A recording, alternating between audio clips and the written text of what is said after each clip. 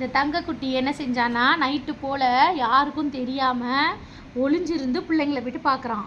பகலுக்கெல்லாம் சீரை போட்டுட்டு பாருடா பிள்ளைங்கள பாருடான்னா பார்க்கறல. ராத்திரி பார்த்தா பாப்பா வந்து எழுப்புறா, மீ அங்கே பாருங்க மீ அவன் எப்படி பண்ணிக்கிட்டு இருக்கான் பாருங்க மீனா.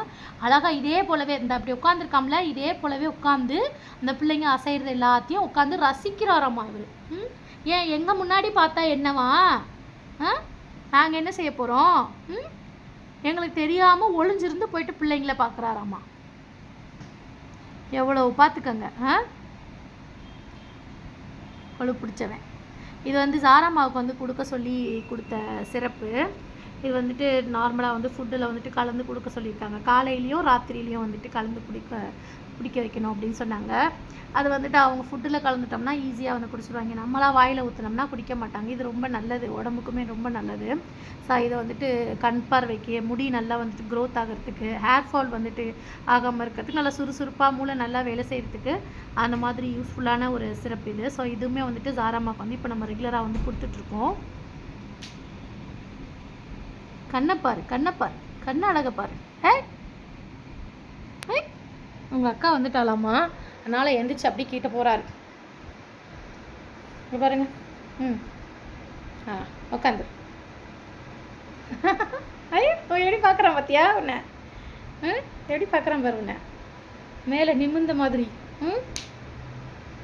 செல்லக்குட்டி, பட்டுக்குட்டி, தங்கக்குட்டி.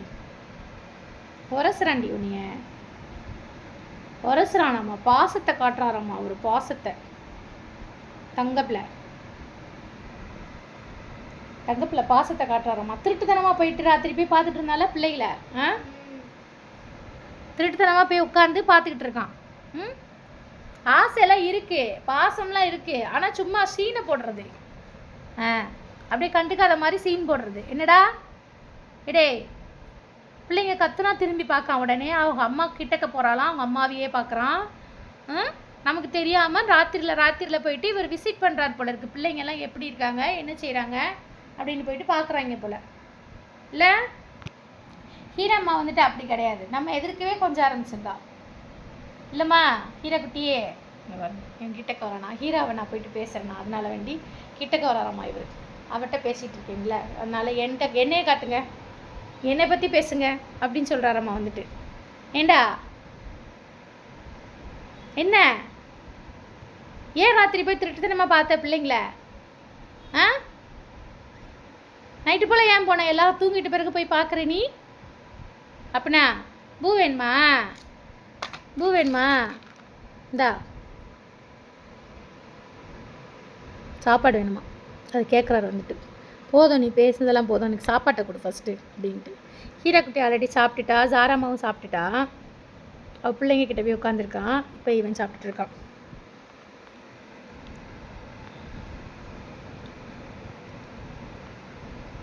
வந்து சாப்பிடுவா, கை வலிக்கு நான் எவ்வளோ நீட்டி விட்டுறது, கிட்ட வந்து சாப்பிட்டா என்ன? சரி, எங்கே உட்காந்துருக்காரோ அந்த இடத்துல கையை நீட்டி போய் ஊட்டணும்.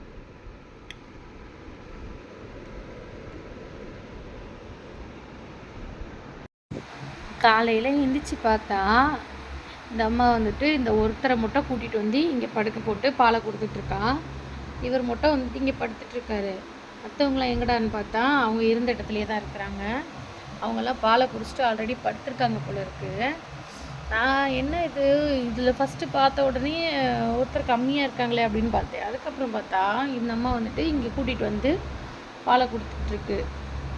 மைண்டு எப்படி போதோ அந்த மாதிரி வந்து செய்கிறான். ஒவ்வொரு குட்டியாக டக்குன்னு தூக்கிட்டு வந்து உட்கார வச்சுட்டு பாலை கொடுக்குறான். அந்த 4 பேரை அப்படியே விட்டுருதான். அதுக்கப்புறமா திருப்பியும் போய் அவங்கள பார்க்குறான். இல்லைனா எனக்கு கூட்டிகிட்டு வந்து கொடு அப்படின்னு சொல்கிறான். இப்போ இந்த இடம் பார்த்திங்கன்னா சேஃப்டி இல்லாமல் இருக்கும். எல்லா இடத்துலையும் வந்துட்டு குட்டிகள் வந்து வெளியே வர்ற மாதிரியான இதில் இருக்கா. ஸோ இங்கே ஒரு செட்டப்பு போடணும். அதனால் நான் என்ன செஞ்சேன், சரி நீ கொடுக்குற வரைக்கும் கொடுப்பால, அதுக்கப்புறமா தூக்கினா ஆட்டோமேட்டிக்காக இங்கேயே கொண்டு வந்து வச்சுருவோம். அப்போ இங்கேயே வந்துட்டு வா, இங்கேனா ஆல்ரெடி செட் பண்ணி வச்சுருக்கோம், அதனால் அப்படின்னு சொல்லிட்டு வெயிட்டிங்கில் உட்காந்து பார்த்துட்டே இருக்கேன். இவங்க பால் குடித்து முடிக்கிற வரைக்கும் அப்படியே வெயிட் பண்ணிகிட்டே இருந்தேன். அதுக்கப்புறமா இவங்க கொண்டு போய் அவங்களுடைய சகோதரர்கள்கிட்ட சேர்க்கணும். அதுக்கப்புறம் ஆட்டோமேட்டிக்காக அம்மா என்ன செய்வா, அங்கே போயிடுவா, அங்கே போய் உட்காந்துருவா.